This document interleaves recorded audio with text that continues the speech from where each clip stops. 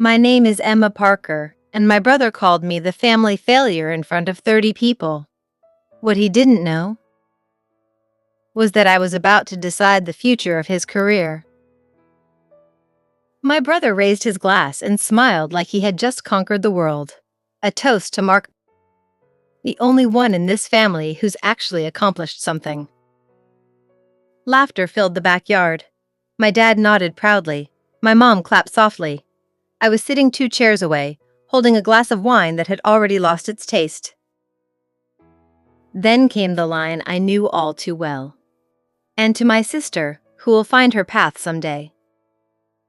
They laughed again. I smiled, like always. To them, I was the one who was still trying, the one with the weird projects, the one who works on her computer all day. The one without a steady paycheck, a fancy office, or a nameplate on a door. The one who wasn't successful. What they didn't know was that I owned 18% of the company Mark worked for, and not just any 18%. The final 18% that decided everything. But that night, at that table, no one knew, and I wasn't in a hurry. Mark had always been the favorite, not officially, but obviously.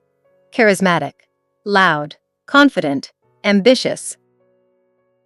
He worked for a tech startup that had grown fast over the past 2 years. Every dinner became a presentation of his achievements. Every lunch turned into a leadership seminar. You have to take risks in life, he'd say. You can't sit behind a screen forever. And every time he said, sit, I drink. Listened. Because behind that screen, I had built something he couldn't even imagine. 5 years earlier, when I graduated quietly and without fanfare, I started working in finance. Not loudly, not flashily, but intelligently. I learned how to read balance sheets, how to understand markets, how to recognize companies with potential before they exploded.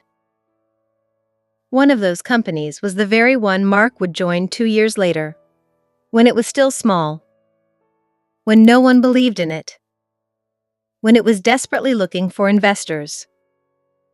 I invested, not under my name, but through a fund, quietly. The second barbecue came a year later. Mark pulled up in his brand new car. Dedication pays off, he said, laughing. Then he looked at me. So, where are you with whatever it is you're doing? The laughter came back. That night he talked for 30 minutes about the company's next investment round, how crucial it was, how demanding the investors were. I knew exactly how demanding, because I was one of them. I didn't say anything, not yet. Months passed. The company started having liquidity problems. Growth was too fast, costs were too high, decisions were impulsive. But at dinner, he still spoke like everything was under control. We're about to close the biggest round in our history.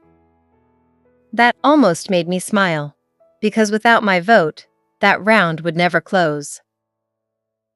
The decisive day came in the spring, meeting with the main investors. Mark had been invited to present the expansion plan. He thought it would be a formality. I was sitting on the other side of the table, not there to humiliate him, but with the calm of someone who already knows. When I walked into the conference room, he didn't notice me at first. Then he looked up and froze. Emma, what are you doing here? The chairman spoke before I could. Emma is one of the principal investors in the fund leading this round. Silence. Mark blinked. I'm sorry, what? I folded my hands on the table. I'm here to hear your plan. The confidence he always showed at home was gone. His voice shook slightly as he began his presentation. Aggressive expansion, new offices, new hires, more risk. When he finished, everyone turned to me, because my vote was decisive. Mark looked at me like he was seeing me for the first time. I didn't know, he said quietly. I know, I replied. The chairman asked for my position. I took a slow breath. I believe in the company. but not in this management. Mark went pale. What does that mean?